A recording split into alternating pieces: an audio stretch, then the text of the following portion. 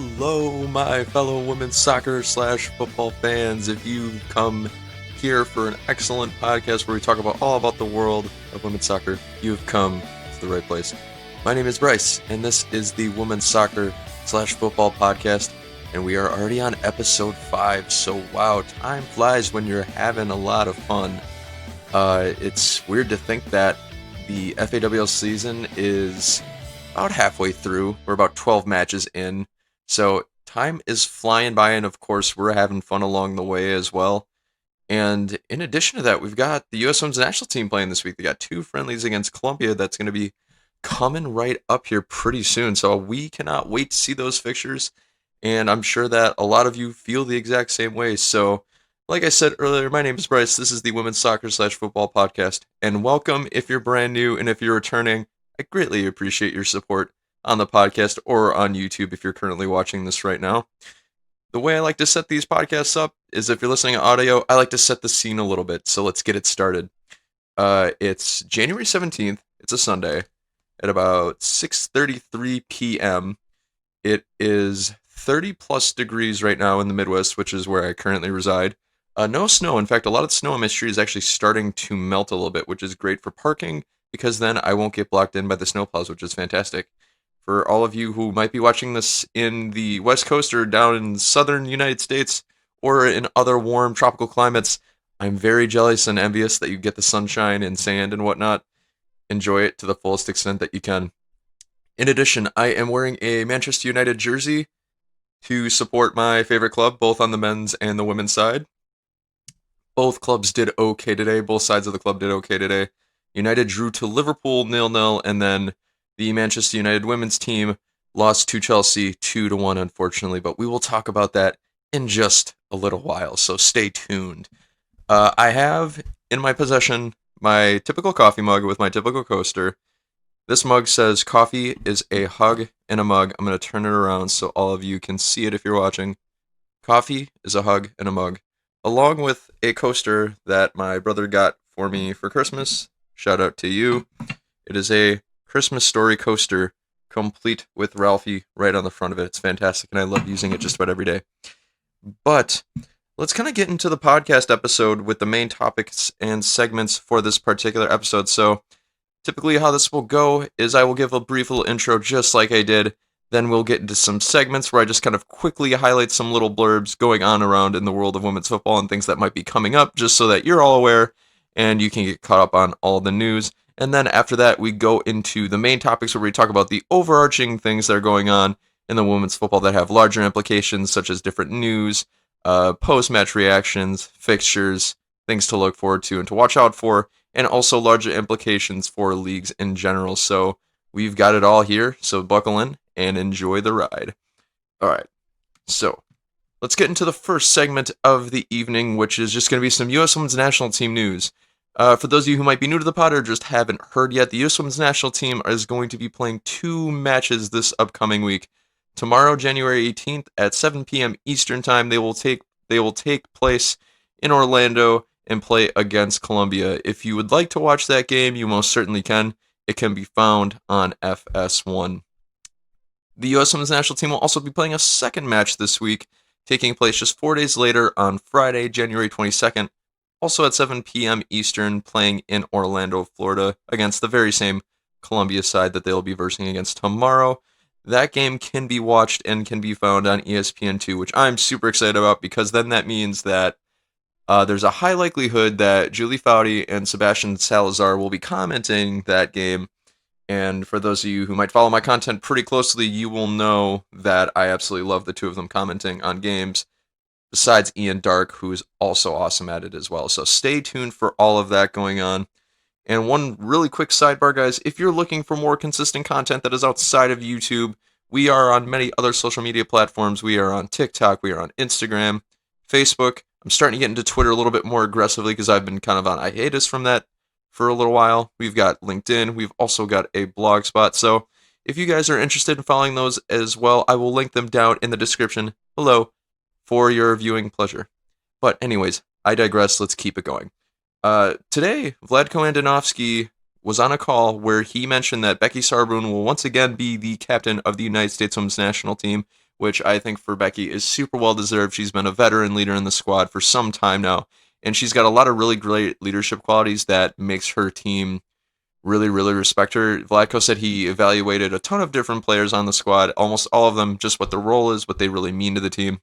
And he said that it made the most sense for Becky to be captain. So henceforth, on the podcast, she will be known as Captain America. So congrats to you, Becky Sauerbrunn. That is fantastic.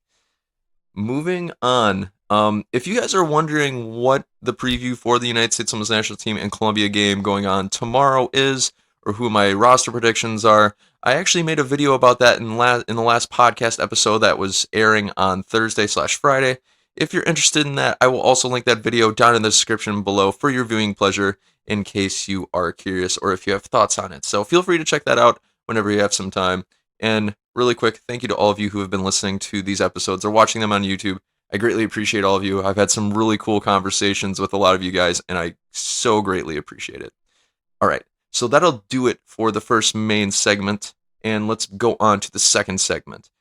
The second segment this is an update of the FAWSL Golden Boot Race. So, for those of you who might not be aware, the FAWSL weekend fixtures have been finished since about noon Eastern time. If you're here in the United States, of course, if you're over in the UK, they have finished probably a little bit closer in the evening. But nevertheless, match week 12 has been completed, and the Golden Boot race is still on. So here are the leaders. In fifth place, we have Caitlin Ford of Arsenal FC with 6 goals. Tied for third, we have 2 players. We have Jill Roord, also of Arsenal, with 7 goals. Next up, we've got Sam Kerr of Chelsea, also with 7 goals. In second place, who has just shot up like a rocket in recent weeks, Fran Kirby of Chelsea FC is in second with 8 goals. She scored 1 today against Man United. Breaks my heart, but I'm super happy for Fran because she is excellent. And in first place, who retains the lead by a long shot, Vivianne Miedema, who has 12 goals. She scored 1 today against Reading, in which they drew that match, but we'll get into that a little bit later on. I would still say that my strong pick all the way through the end of the season, I think Vivianne Miedema will be the FAWSL Golden Boot winner when all is said and done. She is, to me, the best striker in the world, and I think she's continuing to perform at a very high level this season, and I don't see that changing anytime soon. And the best part is I think she's only going to get better as her career progresses. She's only 24 years of age, so there's certainly room for her to grow, and she will be excellent. But that's just my little bold prediction for the end of the season. I've got Vivianne Miedema retaining that first spot and winning the Golden Boot by the time the season is all said and done around May.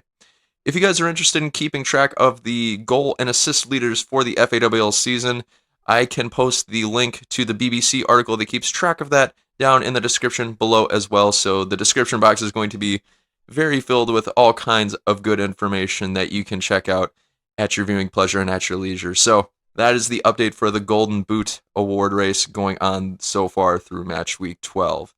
So, aside from the Golden Boot race going down, let's look at all the FAWSL fixture results that happened in week 12. There were quite a few interesting matches that went on today. Let's take a look at the results. We'll go in order of when the matches took place. First up in the list, Manchester City, Aston Villa. Manchester City won this game handily by a score of 7-0. I believe the score was 6-0 at the half. So Manchester City, they had a day, which seems to be pretty par for the course. They have been a powerhouse and have just struck down pretty much most of their opponents throughout the season, especially when teams that are, for lack of a better term, weaker than them in competition. So here's who all scored today. Lauren Hemp scored a brace. She scored 2. Jill Scott, Georgia Stanway, Ellen White, and Chloe Kelly. So the wealth was definitely shared throughout the match day, which when it's coming from Manchester City, that's no surprise. They have a ton of talent across the board. So good on them today. That certainly helps improve the goal difference. Their goal difference is pretty high. Can't recall what it is off the top of my head, but actually, while we're right here, let's check. I believe I've got the table pulled up. Yep, Manchester City's goal difference is now plus 21, if I'm not mistaken. So believe it or not, it's still behind one other team. The Arsenal women have a plus 30 goal difference on the season so far, which is incredibly impressive. But that's just what the goal difference is looking like. In that regard, let's move on to the next fixture. Everton and Bristol City took each other on this week. Bristol City has had a really rough go of it this season. Everton haven't been in the greatest form, but Everton shined today and ended up besting Bristol City by a score of 4-0. Izzy Christensen also had a brace. She scored 2, along with Simone Miguel and Megan Finnegan. All 3 of them scored today to combine for 4 goals. Poor Bristol City. I feel so bad for them. Their goal difference with that scoreline today is now down to minus 43, and they've only got 2 points in the table. They're 4 behind Aston Villa, and they have no games in hand. So it's not really looking good for Bristol City. I don't think there's, unless they start stringing together a couple wins, I don't know if there's a ton of hope for them this season. Because at the end of the day, as long as you beat other teams by points, that's all that really matters. So there's a chance. Within 4, that's doable. I hope for the best for them going forward, of course. Next up, pretty dry game. Birmingham City, Brighton and Hove Albion. That score ended 0-0, so it was a draw. Each team goes away with a point, which, hey, points are points. Take them wherever you can get them. Moving on, Reading FC against Arsenal. That was actually a pretty interesting matchup. I had Arsenal winning this one. I believe it was a score of like 4-0.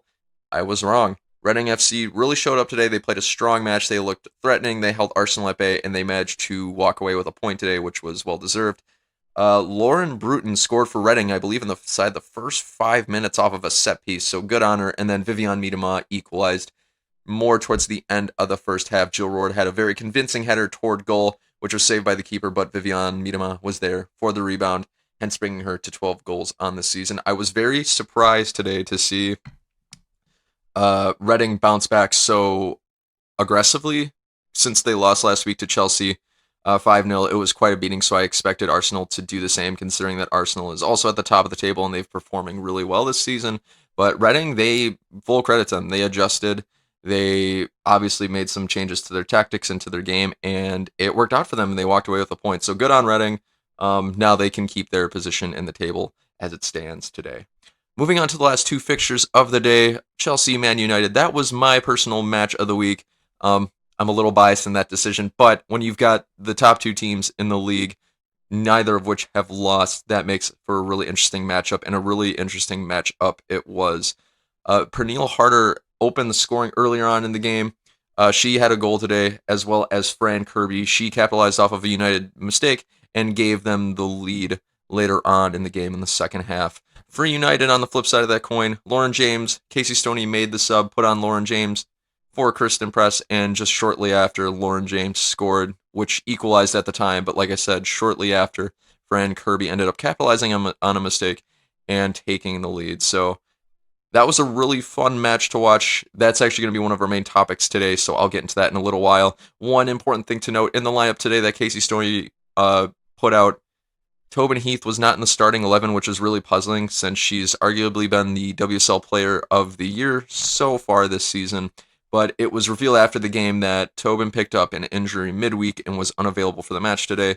However, if you watch the game really closely, you will have seen Tobin sporting some really awesome Air Jordans. That was kind of the key indicator for me that there was no way she was going in, because that was well into the second half, but also that her taste in shoes is phenomenal.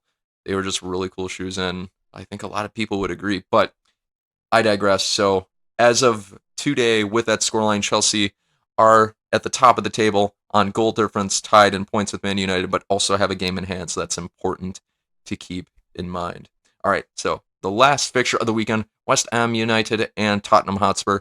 Tottenham Hotspur come away with their 3rd win in a row. They've been on an impressive run of form since being second bottom in the table just about a month or 2 ago. So good on them. Lucy Quinn was the difference today and scored for Tottenham Hotspur. That now puts them in 7th. They climbed up an additional spot in the table. The really cool thing about Tottenham, too, is they have a game. Actually, I'm sorry, they have 2 games in hand. So should be really exciting. We'll see what they do going down the stretch. Just occurred to me in my January. Okay, good. I thought I was looking at the wrong FAWSL table. I thought this was an old one, but we're all good there. All right, guys. So with that 3rd segment down and out of the way, that'll about do it for all of our segments. What do you guys think about the FAWSL results today? Who are you rooting for? Feel free to jump down in the comments below and let me know your thoughts. I appreciate you guys. Now, with all that down and out of the way, let's start getting into our 3 main topics of the evening. The list is a little bit shorter than it is normally. Usually with these Sundays episodes, I like to have fewer main topics and maybe dive a little bit deeper into them, but let's get right into it. So this first main topic is going to be a bit of a hybrid. I'm going to be talking about the match reactions for the Manchester United and Chelsea game because, as some of you may have picked up, I am a Manchester United fan. and also what that has to do with the FAWSL title race implications going forward. So let's get right into my post-match reactions. I would say that, there's so many thoughts that I have about this game, but I'll start off just by kind of saying this. With the results of today, at this point, I think the title race is still anybody's game. There's only a couple points that separate Manchester City, Arsenal, Chelsea, and Manchester United. I still think one of those four teams will end up winning the title this year. I just don't think there's anybody better. I thought Everton were going to be contenders for this season, but as recent form has shown, I think they're more starting to be pretenders, which I know that rhymes. I know it's kind of interesting, but I don't think Everton will be one of the stronger teams that will come out on top this season. So I'm picking, as of today, that one of those four teams will win it all, especially since we're about halfway through the season. Overall, with United's loss for today, I don't think that by any means puts them out of the running to win the title. I think they still have a very good shot at it, if not one of the better shots at it. We'll start off by looking at this from a holistic perspective rather than a technical one. Overall, I think United just had a bad day at the office. It was the first time that they had played one of the big four opponents, I believe, away from home. So when you're not on your own home turf, that certainly makes things a little bit more difficult, especially when you're comfortable at your home pitch. They were without one of the best players in the WSL as of late, Tobin Heath, due to an injury, so that's another big piece of creativity that they lose out on, which they certainly needed today because they had almost no shots. I believe they had like 4 shots, I believe one of which were on target, and that was the one that Lauren James ended up scoring. So there's also that to note. One other thing to note, too, is that when you're constantly not losing any matches and you're rarely drawing, you just keep winning, winning, winning. After a while, I think you start to rest on your laurels a little bit, right? I mean, Man United have been in first for several weeks now, and I think that this is all speculation, of course, just fan speculation. I'm not an expert by any means, but when you're in first, you just tend to rest on your laurels. It's just kind of human nature. You're not going to perform nearly as your best as when you're chasing something, and I think that also might have gotten into the squad's head, and that's why they had a little bit of trouble today. Plus, Chelsea's just been on fire form like the last 3 or 4 weeks, so good on them as well. And with all of that in mind, I guess I'm not really too worried about United performing going forward. I think they realize now that, hey, if we're going to win this league, we got to bring it every single week, no matter what adversity we face, like today with Tobin being gone if they're playing away from home. The best teams in these leagues, they don't let those things stop them from winning the game. You have to prove week in and week out that you are the best team, and you can't let things like that get to your head and distract you. One other reason why I'm not really too worried about United going down the stretch, and I'm sorry for all you non-United fans who are listening to this right now if I'm boring you at all, but just kind of stick with me a little bit here. One of the main reasons I'm not worried about them is because of who they have at the helm. That's Casey Stoney. For those of you who don't know, I am extremely, extremely high on Casey Stoney. I think the world of her. Just when I think I can't love Casey Stoney anymore, she always finds a way to just grasp my heart and hold on to it for good. Interestingly enough, yesterday, I believe I read this on the BBC website, she gave an interview just talking a little bit about how United, even though they're in first, even though the men's team is also in first, that none of that really matters.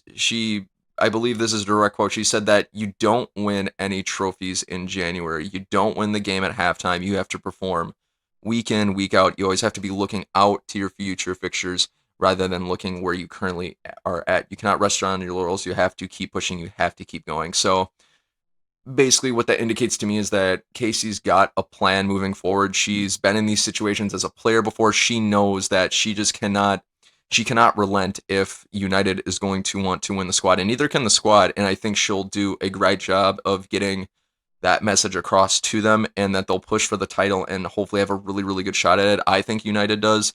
And with a manager like Casey Stoney, how could you not, right?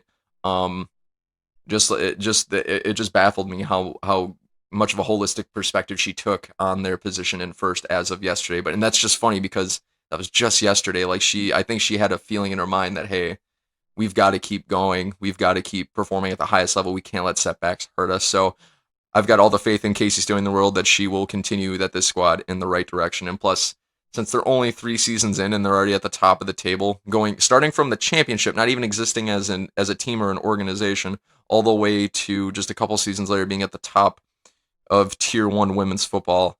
That's very impressive, and that's really encouraging. So, one other thing to note, too, tactically, she's proven a couple times that she can make the right tactical decisions in order to exploit teams' weaknesses. I'll give you an example. Manchester City, Manchester United, when they played their last derby, not in the Continental Tires League Cup, but in the FAWSL, they were down 2-0 at home to City, and she made a few adjustments at halftime. She also subbed on Lauren James, ironically enough, again in that game, and they ended up equalizing and almost winning it in extra time that game. So, and she proved today with the sub on with Lauren James. She subbed on Lauren James for Kristen Press, and Lauren James scored I think 3 or 4 minutes directly after. So she clearly knows the way to make the squad tick. She knows how to use them effectively to the best of their abilities. So I think she's proven that she's got a good head on her shoulders and that she's going to lead this team to greatness. That's more of the holistic view and my thoughts on the match in general. Let me kind of attack this from a deeper technical perspective. Basically, when you've got two excellent teams like Manchester United and Chelsea playing against each other in a big game like this, since both of the teams are performing so well, the team that's going to make the fewest mistakes is going to win.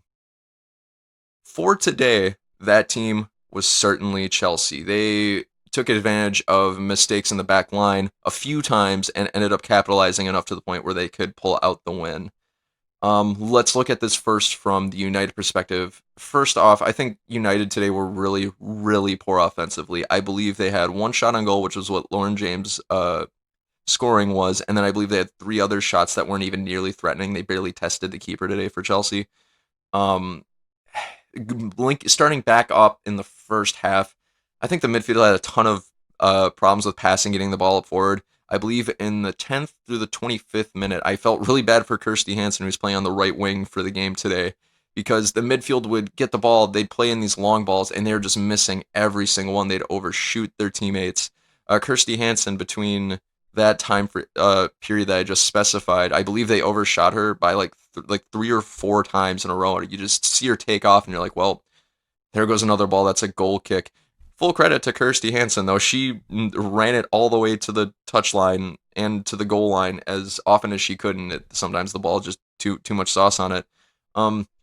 I even saw Leah Galton today. She had a whole ton of time and space. Tried passing it to the left wing because that's where she was playing today, and overshot Kristen Press by a long shot too. So sometimes you just got a bad day at the office, right? Sometimes the passes aren't clicking. Sometimes the attack isn't flowing. That's just kind of how it goes some days. Today was that day. And I want to say one thing really quickly, too, about defense. Let's approach this from a defensive perspective. I have said on previous podcast episodes that I think Man United is a stronger defensive team than Chelsea. Well, today, I was proven that wrongly today. United, I think, spent most of the game on the back foot. And I think Sam Kerr and Fran Kirby, they're red hot in the league right now. They're just scoring machines. They made so many intelligent attacking runs and combo passes between Pernille Harder and the midfield.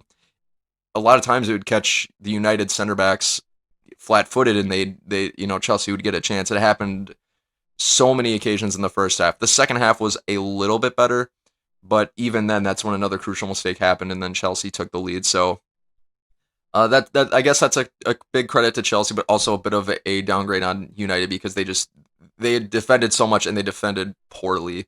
There are games when you can defend a ton and still win, but when you're defending a lot and you're doing it poorly, that usually doesn't bode well for your squad. As I kind of mentioned earlier, United today made more mistakes, and I believe a lot of that is not only on the attacking side, but also on the defending side. In the second half, when Fran Kirby scored her goal, there was a really high lofted ball, I believe, coming from Chelsea. And I don't know what the Tunes and center defense were really doing. I think there might have been a miscommunication, but they kind of let the ball drop, and I don't know if they knew Fran Kirby was right behind them, but then Fran Kirby just skirts right in front of them, steals the ball, and then scores a goal on Mary Earps, and that ended up being the difference in the game. So, like I said, the team who made the fewest mistakes won today. It was Chelsea. United, including that mistake, just made more mistakes today. So that's just kind of how that cookie crumbles. But full marks to Fran Kirby for taking advantage of that mistake and seeing it, because she's just been playing world class lately, as a player should. So she's doing great.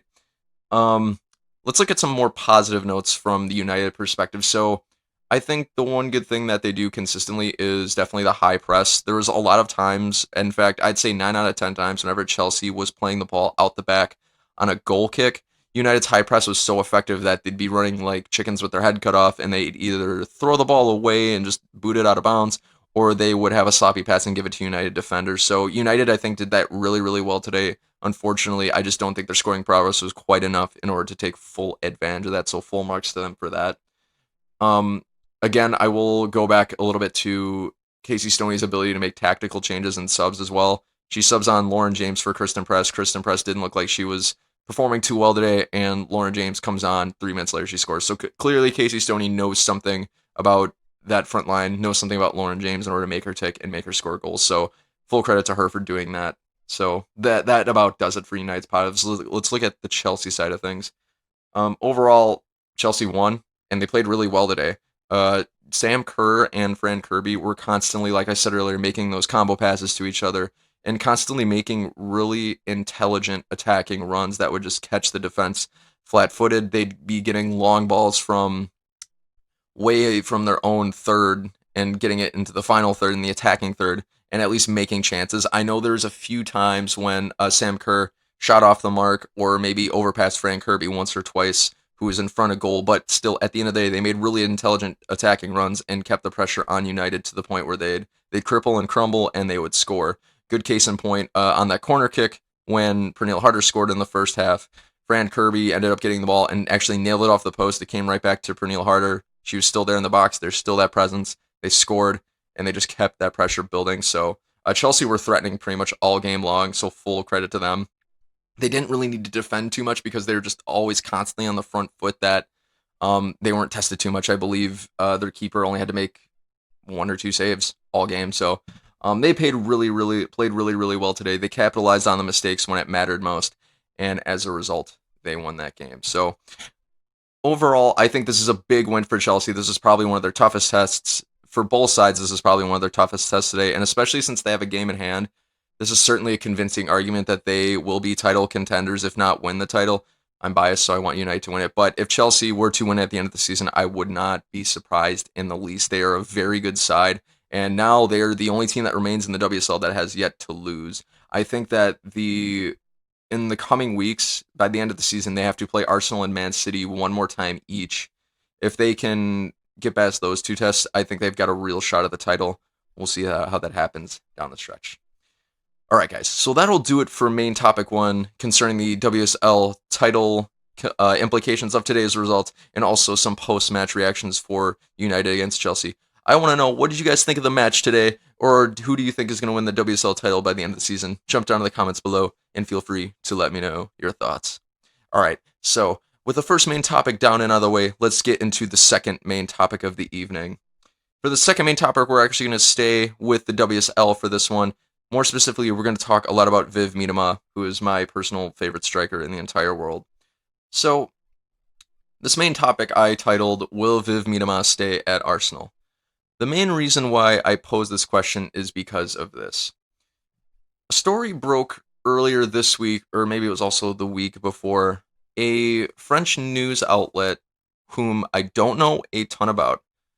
I'm still kind of learning some of these punditry, some of these news outlets, but a French news outlet called RMC Sports stated that Olympique Lyonnais was in talks to sign star striker Vivianne Miedema, who is currently under contract with Arsenal, as a lot of you probably know, who's currently under contract with Arsenal for another 18 months until the end of the 2021-2022 season. So this sort of begs the question, if you're an Arsenal fan, if you're a Netherlands fan, if you're a fan of Vivianne Miedema, if you're a fan of the WSL in general, is Vivianne Miedema going to leave Arsenal this window?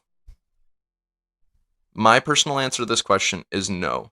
She will not leave this particular transfer window. Let me give you a few reasons why. So, RMC published this article. However, they're the only official news outlet that I know that's reporting this particular news. With that, you start to get a little suspicious, because if you're the only singular news outlet that's reporting a story such as big as this, you start to question, like, okay, this is affecting English football.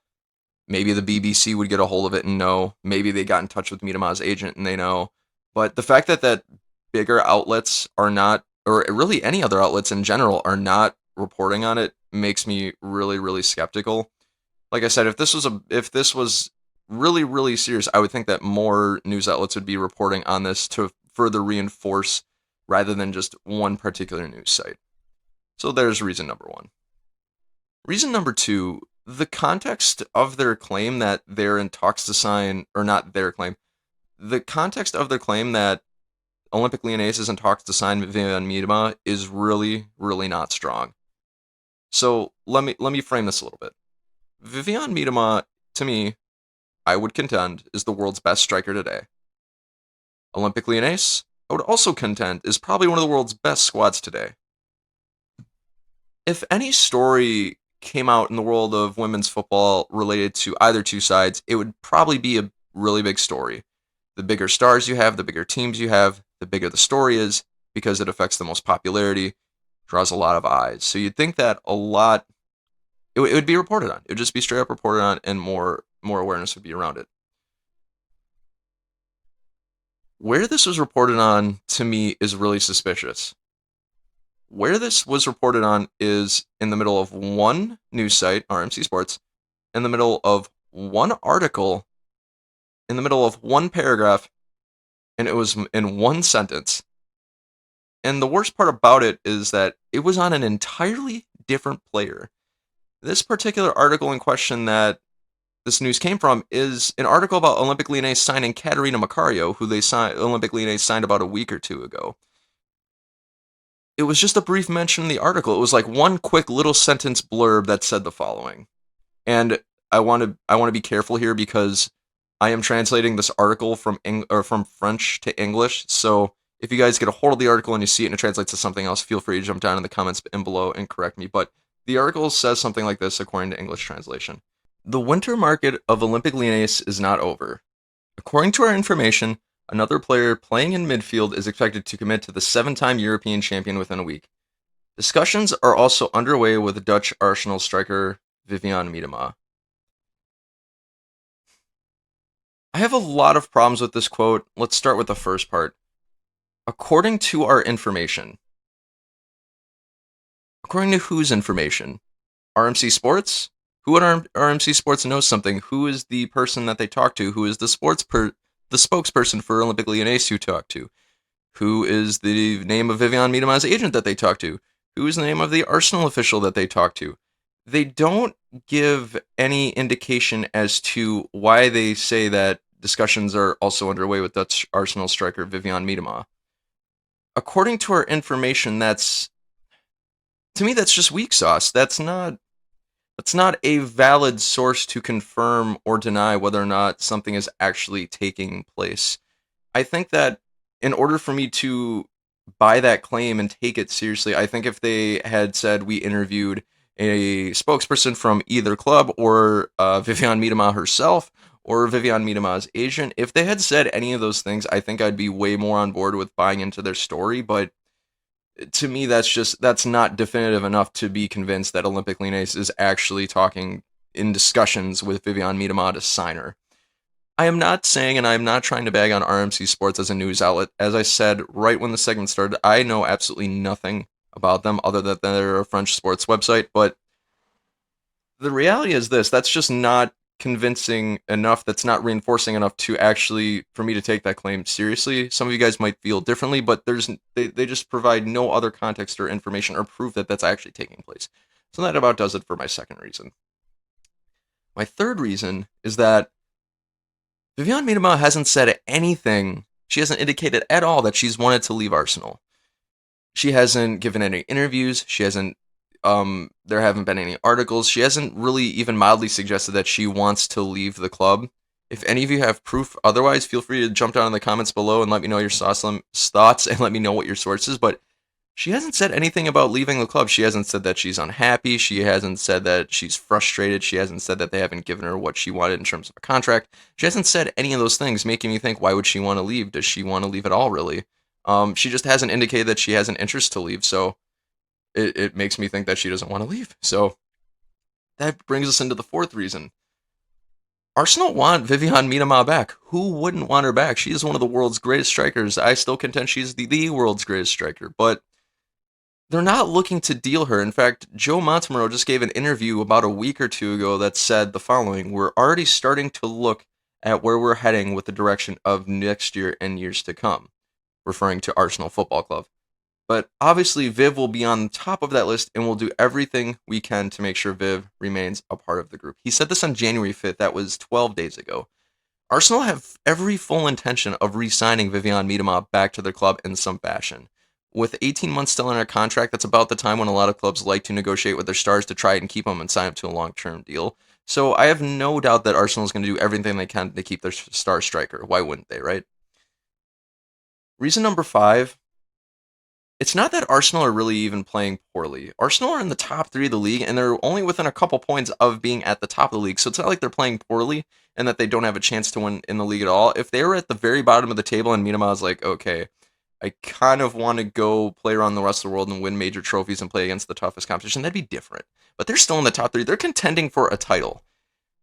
I've never met an athlete who's contending for a title wanting to leave that team. If you've got a chance to win a league title, any league title, most of the time you're going to want to stick around. Unless, of course, you're maybe in a smaller market and want to go elsewhere. But even then, you have to have that want to go elsewhere. And Vivianne doesn't seem to have that desire. So, guys, at the end of the day, those are my reasons that I don't think Vivianne Miedema will leave Arsenal, at least not anytime soon. At the end of the day, I'm not saying that there's zero chance that Viv is going to go in this transfer window or even in the next one. Who knows? Maybe next transfer window comes and she's completely changed her mind. Or maybe she's come out and said, yeah, I'd like to leave Arsenal. That's a whole different story. There's always a chance that that will happen. But with all the reasons that I've sort of laid out, those are the indicators for me why I'm picking that Viv Miedema will probably stay at Arsenal. Of course, I am not Vivianne Miedema. I am not her agent. I am not on her team. What have you? Those are just some of the pieces of evidence I've got pointing that would indicate that she would not want to leave and kind of stick it out at Arsenal. So, guys, if there's any Arsenal fans out there, any WSL fans, any Viv Miedema fans, and you worry about her leaving, I would say rest assured for at least a little while. And plus, if anything else, at the end of the day, she's still got 18 months on our contract, so there's always that to fall back onto. But guys, I want to know, what are your thoughts on this whole thing with Vivianne Miedema? Jump down to the comments below and let me know your thoughts. All right, guys, I hope you enjoyed that little bit of a segment. I'm sorry I went on a bit of a tangent for that one. That was a longer one, but a kind of a ton of fun nonetheless. What fun is women's soccer or football without any transfer window rumors? Of course, me being a United fan, I've heard all the transfer rumors, and I'm sure a lot of you have too as football fans. The transfer rumor carousel just goes round and round and round, and it's always kind of fun to speculate a little bit. So I hope you enjoyed that, and feel free to keep the discussion going down in the comments section. Okay, guys. So that about brings us into our last main topic of the evening. And before I get into this main topic, I kind of want to give a shout out to actually one of the people who commented on one of these videos. I can only remember the name TJ. TJ, I'm sorry if I'm forgetting the second part of your username on YouTube, but you posted a really thoughtful question on one of my videos about Katerina Macario, and in terms of indicating what were the implications of COVID-19 on the National Women's Soccer League. And it made me think actually quite a bit, so I appreciate you prompting that thought that in any of my videos that I've been making since I've started making content, about a year back, I've never really talked fully about COVID-19's impact on the NWSL. I've certainly talked about it in previous videos before in relation to the WSL and maybe even Division 1 Femenil, but I've never talked about it in the NWSL. So for this third main topic, I will delve into the impact of COVID-19 on the National Women's Soccer League.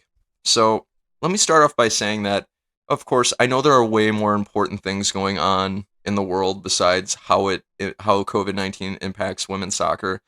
My heart goes out to all of you who might be struggling with the illness right now, have family members who are struggling or who have passed, or if you're struggling with it right now in any way, shape, or form, my heart goes out to you, and I hope that everything is okay. I'm just going to talk about it in the little microcosm that is sport and women's football, and just kind of delve into that in a little bit deeper detail. But I want to give that disclaimer before diving in. But let's kind of look into how COVID-19, in my mind, has impacted the NWSL. So I'm going to start off by saying that just about everyone's been affected by the current pandemic, and that includes all of the different leagues. Division 1 Feminine only played 16 matches in the 2019-2020 season. The same goes for the WSL. They only played 15 or 16 matches, depending on what club you were, in the 2019-2020 season. And with that, the NWSL only played, at minimum, not including playoffs, only 8 matches for their 2020 season. Unless you're the Orlando Pride, which you probably only played 4 because they had to miss on the Challenge Cup because a lot of their players tested positive for the coronavirus before the Challenge Cup started. So even fewer if you're part of the Orlando Pride. In my mind, I think the NWSL was, without doubt, hit the hardest by the pandemic out of all of the women's soccer leagues in the world. I don't follow a ton of other leagues super, super closely like I do the 3 leagues aforementioned, but out of all the leagues that I know, I think the NWSL was probably hit the hardest. When you would normally have a season where you're playing 20, 30 plus games and you only play 8, that is a very, very big difference. You're used to traveling and playing for 4, 5, 6, 7 months out of the year, and you only play for 2 months. Like, that is a big, big change. So that deals a lot of stress mentally for the players' families. They dealt with a lot of anxious feelings because who knew what was going to happen at the beginning of this pandemic, right? You just never know what the future holds, and that's really stressful for the players. And when it comes to the NWSL, when they're only playing 8 games, that also adds more to the stress to it. But there's a silver lining to this for the NWSL anyway. I think that although the NWSL is the most affected by the pandemic, given that they've only played a few games, much fewer than the other leagues around the world, I think that they grew the most from it out of any other league, and here's why. Going back a little bit, how they're more affected by it than other leagues, right when the NWSL would normally start their season around March is when the pandemic first hit. And when the pandemic first hit, not a ton of information was known about the COVID-19 virus. Because of that, they pretty much had to basically cancel the league at the time because they just didn't know what was going on. Nobody knew what was going on. So by then, there wasn't even a season to be had. And because of that, the league had to try and scramble with a brand new commissioner, mind you. Lisa Baird was just hired like right at the beginning of all this. And they had to quickly shut everything down and figure out how they're going to cope with it. Well, they weren't already halfway through the season like the WSL and Division 1 Feminine were. So like they hadn't played any games at all. They were already down to 0. While at least the other 2 leagues had some form of consistently throughout. But with that, the NWSL had to adjust the most to adversity, and I believe they grew the most because of it. They dealt with a very big crisis situation, I think, beautifully. And with Lisa Baird, they were the first major American sports league to really return to play. And the best part was they had 0 positive COVID-19 cases for the Challenge Cup, and I believe also for the fall series. And that's the best part, is that the Challenge Cup was so successful in the middle of summer that they decided to go forward with the fall series and get that momentum continued. They got to get their players in the league to play games safely and very effectively too, so everybody could get paid. The players could do what they love, and that's just fantastic. And they did it safely. That is the main objective. Now, that's just speaking in terms of short-term success. They learned how to adapt to situations very, very quickly and very, very gracefully. But now in the long run, notice what they did to their schedule now for the 2021 season. If my memory serves me right, they have added 2 new tournaments to each and every NWSL season. They have added the Challenge Cup, which will take place before every 2021 season, or every NWSL season. And they've also added a fall series tournament that will take place post NWSL season every single year. So basically what the NWSL has done is they've adapted so well that they're like, we kind of like this idea. Why don't we have 2 domestic club tournaments every single year? That gives players 8 more games and more now, because they'll have more teams playing with all the expansions and all that other stuff going on. It's going to give more exposure to the league. It's going to build a lot more hype around it. It's going to give fans something to look forward to. It's going to give more players a shot at trying to be professional women's players. and it's going to give coaches more of a chance to experiment with their squad and discover the next big talents. So, all in all, with this pandemic, although it tremendously threw off a lot of players in the league and it caused a big stir and it made them feel, anxious and mentally unstable, which is who doesn't these days, right? Everybody feels that way with the pandemic going on. Um, it gave them the inspiration to adapt and change the league in order to grow it just that much more. They now have 2 additional domestic club tournaments going on each and every season to complement the NWSL. It gives all of us fans something more to look forward to, more women's soccer to watch, more women's soccer to absorb. And it also kind of mimics what has been tried and true for other leagues around the world for years to come, which is those domestic cups. It's kind of fun because then it gives teams a chance who might not win the NWSL title a chance to win some of these other cups too. So it gives your team a bigger chance and kind of builds the hype around winning, trophies, additional silverware, things like that. It just makes it so much more fun, and it presents a lot more opportunities for a lot of players, fans, and coaches that just were not available previously. So, despite the pandemic having such an impact on the NWSL, at the end of the day, and all of its players, all of its coaching staff, you name it, something good came out of it. A silver lining came out of it, and I think the league as a whole grew from it.